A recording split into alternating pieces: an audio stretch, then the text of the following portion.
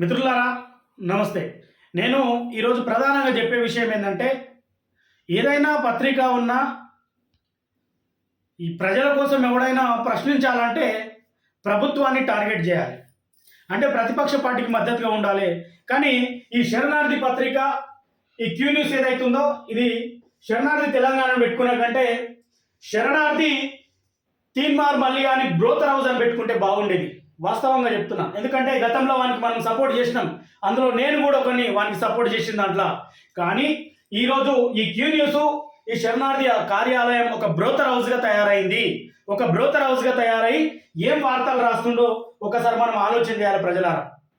అంటే కేసీఆర్ కుటుంబానికి తెలంగాణకు సంబంధం లేదంటాడు ఈ సన్నాసి. వీడు బ్రోకర్ గాడు. అంటే వీడు ఒక చాయ్ పైసలు ఉంటే ఇవ్వండి అని అడుక్కున్న ముండ కొడుకు ఈరోజు కోట్ల రూపాయలు సంపాదించి వాడు ఒక సాప పట్టుకొని తిరుగుతూ ఉన్నాడు. వాస్తవంగా చెప్తున్నా, ఒక సాప సంకలు పెట్టుకొని బీజేపీ కోయిండు, కాంగ్రెస్ కోయిండు, టీఆర్ఎస్లో ప్రయత్నం చేసిరు. కానీ వాడిని గేటు ముంగటి కూడా రానిలేడు. ఎందుకంటే వీడు అటు ఇటు కానోడు. వాస్తవంగా చెప్తున్నాడు, అటు ఇటు కానోడు.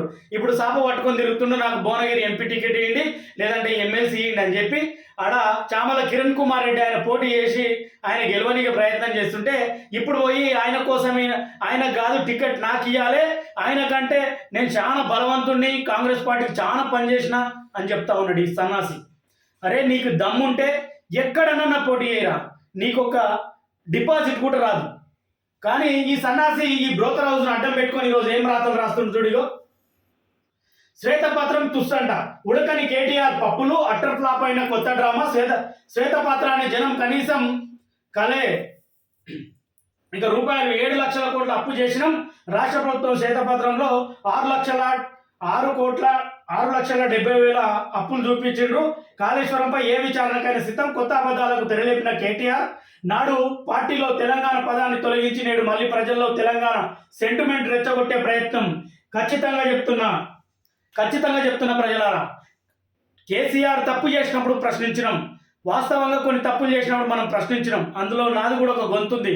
కానీ ఈరోజు టీఆర్ఎస్ పార్టీ పక్షాన, బీఆర్ఎస్ పార్టీ పక్షాన, తెలంగాణ పక్షాన, తెలంగాణ కోసం స్వచ్ఛందంగా పనిచేసిన గురించి సపోర్ట్ చేద్దాం. అందుకే ఈరోజు మేము కేటీఆర్ కానీ లేదంటే కేసీఆర్ కానీ బీఆర్ఎస్ కానీ సపోర్ట్ చేస్తున్నాం. వీడేమంటాడు, కేటీఆర్ వాస్తవంగా మొత్తం క్లియర్ కట్గా చెప్పిండు. మేము అప్పులు ఎన్ని చేసినాం, ఆస్తులు ఎన్ని ఉన్నాయి, 2014 కంటే ముందు ఆస్తులు ఏంది, అప్పులు ఏందని క్లియర్గా చెప్తే ప్రజలు ఎవరు చూడలేరు అని చెప్తుండు. ప్రజలందరూ అరే సన్నాసి, ఈ ప్రభుత్వం వచ్చి 20 రోజులు గడవలేదు కానీ కేసీఆర్ను దూరం చేసుకున్నామనే బాధల జనాలు అంటున్నారు. కానీ రేవంత్ రెడ్డి గారు ముఖ్యమంత్రి అయిన సంతోషంలో ఎవరు లేరు. ఆయన కుటుంబ సభ్యులు, ఆయన తాబేదారులు నీలాంటి వాళ్ళు ఎవడని ఉంటే ఉండొచ్చు. నువ్వైతే లేవు. ఎందుకంటే రేవంత్ రెడ్డిదే ఇంత పొడుగుందని అడిగినాడు. అంటే కేవలం ఇప్పుడు పదవి కోసం రేవంత్ రెడ్డి చూపుతా ఉన్నాడు. ఇక కొత్త అబద్ధాలకు తెరలేపిండంట. అబద్ధాలు చెప్పుడు కాదు, వాస్తవాలు చెప్తుండు. ప్రజలు నమ్మితే నమ్ముతారు, నమ్మకుంటే నమ్మరు. నువ్వు గోన్కిస్కా గొట్టంగానే నువ్వు నమ్మితే ఎంత, నమ్మకుంటే ఎంతరా. మళ్ళీ ఒక బ్రోకర్ హౌస్ నడుపుకునే ఏదోను పాపం నీ భార్య నీతో ఎట్లా సంసారం చేస్తుందో కానీ ఆమె ఇంత తిండి పెట్టేటప్పుడు నీకు వాళ్ళు విషం పెట్టి పెడితే పీడ పోతుంది. తెలంగాణకు పట్టిన ఈ బీసీలకు పట్టిన పీడనే పోతుంది రా సన్నాసి. నువ్వు అంత సన్నాసిగాని నువ్వైతే. ఇక నేను మళ్ళీ ప్రజల్లో తెలంగాణ సెంటిమెంట్ రెచ్చగొట్టే ప్రయత్నం అంట. అరే 66లా అంటే 1966లా 56 నుంచి 66 మధ్యలో జరిగినటువంటి ఉద్యమంలో అసలు నీకు కానీ ఎవరికి సంబంధం లేదు. ఎంతోమంది పటేల్ చాలా ప్రయత్నం చేశారు తెలంగాణ రాష్ట్రాన్ని సాధించాలని. అది అయిపోయింది. ఎందుకంటే పదవులకు అమ్ముడు పోయిర్రు. మర్రి చెన్నారెడ్డిని చూసినాం, ముఖ్యమంత్రి పదవి, గవర్నర్ పదవి తీసుకొని తెలంగాణను ఢిల్లీ ఇందిరాగాంధీ దగ్గర తాకట్టు పెట్టిండు. కానీ కేసీఆర్ గారు మరిచిపోయినటువంటి తెలంగాణ ఉద్యమాన్ని తన భుజాలపై నేసుకొని గమ్యం చేరేదాకా తన చావు నోట్ల తలబెట్టి తెలంగాణను సాధించిండు. ఆయనకు సంబంధం లేదంటవేంద్రా? అసలు నీకేమైనా సంబంధం ఉందా తెలంగాణతోటి? మాకంటే సంబంధం ఉంది. ఎందుకంటే మేము తెలంగాణ ఉద్యమం చేసినాం. కేసీఆర్ కానీ ఆయనతో పాటు నాయకుల వేలు పట్టుకొని నడిచినాం తెలంగాణ ఉద్యమంలో. వాస్తవంగా చెప్తున్నాం. మా మీద కేసులు అయినాయి. మేము అక్కడక్కడ హైవేలలో తెలంగాణ తల్లి విగ్రహాలు పెడితే కూడా మా మీద కేసులు అయినాయి. కానీ తెలంగాణ వచ్చిన తర్వాత జడ్జీలు వాళ్ళే కొట్టేసారు. ఇంకా ఎక్కడ తెలంగాణ ఉద్యమమే అయ్యింది, అయిపోయింది, మీ గమ్యాన్ని చేరుకురు అని చెప్పి. కానీ ఈరోజు సెంటిమెంట్ అంటాం. ప్రజల్లో సెంటిమెంట్ ఎప్పుడు లేదురా? తెలంగాణ నిజమైన తెలంగాణ వాదుల సెంటిమెంట్ ఎప్పుడూ ఉంది. కానీ నీలాంటి సన్నాసులకు సెంటిమెంట్తో పని లేదు, మనోభావాలతో పని లేదు. కేవలం ఇప్పుడు నీ బతుకంత ఏంటంటే ఎమ్మెల్సీ ఎమ్మెల్యేనా ఇంకా ఎంపీ ఏం కావాలని చెప్పి ఆ చట్టసభలకు పోవాలి. ఇంకా నేను ఎమ్మెల్యేనైనా చూపించుకోవాలని ప్రయత్నం చేస్తున్నావు. కానీ అది నీ కళ బిడ్డ, నువ్వు గుర్తుపెట్టుకో, అది నీ కళ. మేము ఖచ్చితంగా చెప్తున్నాం, మేము ఖచ్చితంగా నిస్వార్థంగా చెప్తున్నాం. ఇప్పటిదాకా ఈ ఛానళ్ళు కానీ అడ్డం పెట్టుకొని ఒక ఛాయ్ కూడా సంపాదించుకోలేము మేము.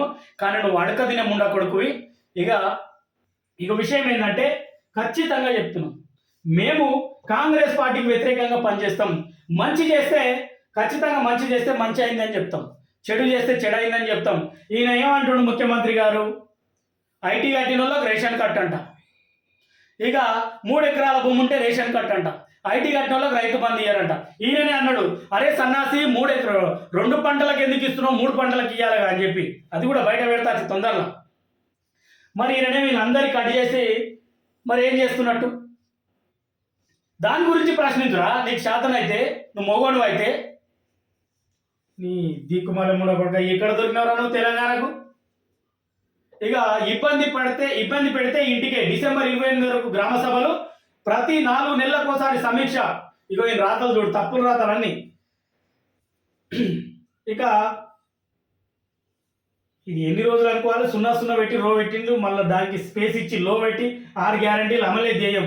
మాది ఫ్రెండ్లీ ప్రభుత్వం, సంక్షేమ అమల్లో నిర్లక్ష్యం వహించొద్దు, ప్రజల మనస్సు గెలిచి మంచి పేరు తెచ్చుకోవాలి, టెర్రరిజం కంటే నకిలీ విత్తనాలే డేంజర్, భవిష్యత్తు కార్యాచరణపై స్పెషల్ రివ్యూ, ఉన్నతాధికారుల కాన్ఫరెన్స్ లో సీఎం కేసీఆర్. ఈ మాటలు చెప్పినట్టు పాలన జరిగితే సంతోషిస్తాం.